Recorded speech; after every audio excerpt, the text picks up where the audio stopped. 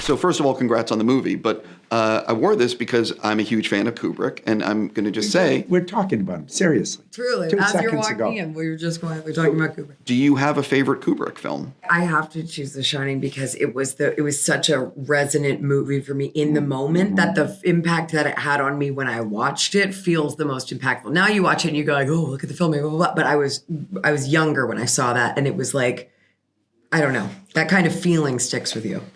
But I love film. Barry Lyndon's pretty good. Yeah. He's made a few good films. Yeah. Yeah. Like The Shining. Some of the early ones, too. He's made a few good films. What's your favorite? I think 2001, just because, but there's no right answer. Like, because I could mention each film that he did and give a reason why it's the best. But that's what you were saying, basically, right? They're all so different. 2001, I remember distinctly seeing when I was a kid. Oh, yeah. And it was like my introduction into art, you know? It was like, That's how I felt about I think this is important and it's really special. I don't know what the it means, but it's pretty cool.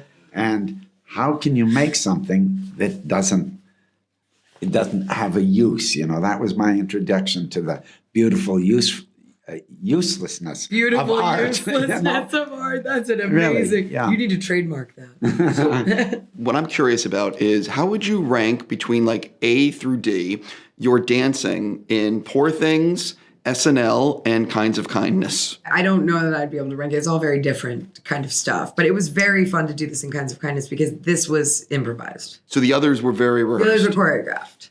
But this was improvised, so that's a blast.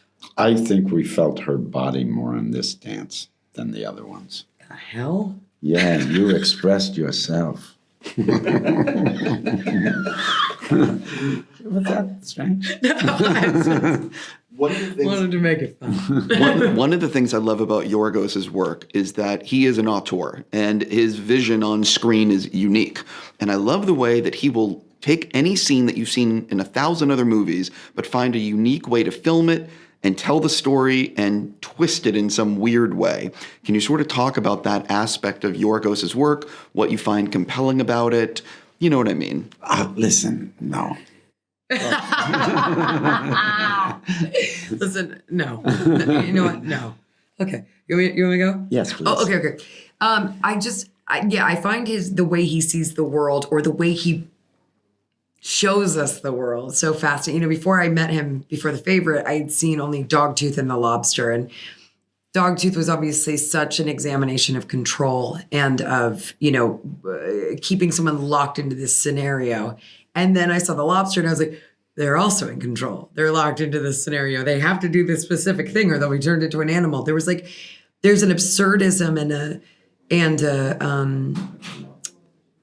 a sort of specificity to it that makes you think so much more than if it was a prescriptive kind of worldview. Like you're thinking about what this would be like, but it's not real and it doesn't really exist. But what does that mean about long-term relationships or if you break up with somebody? And what does it mean if someone teaches you the wrong words to everything and lies to you and guides you through life? It's these bigger themes and pictures that I find actually much more emotionally resonant than these straightforward films. So I was so responsive to that feeling before I met him 10 years ago.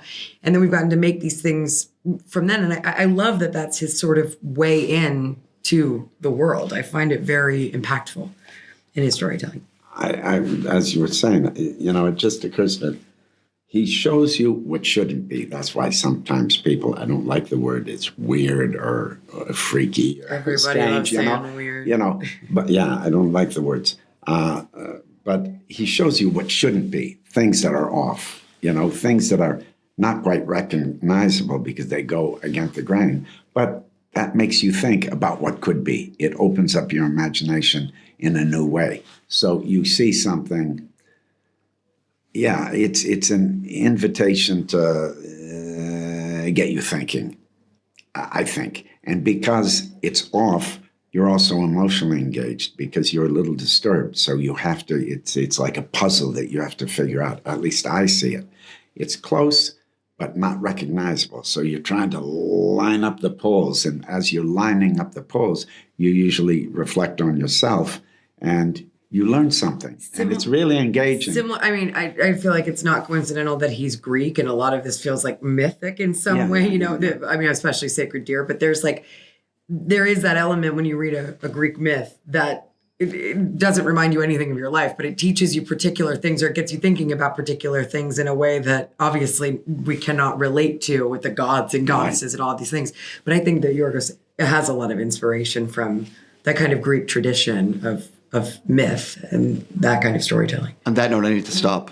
I could keep asking you questions, but thank you so much. Thank you. And thank you for talking about Kubrick. And have fun filming in July. Can't wait to see you. Beetlejuice.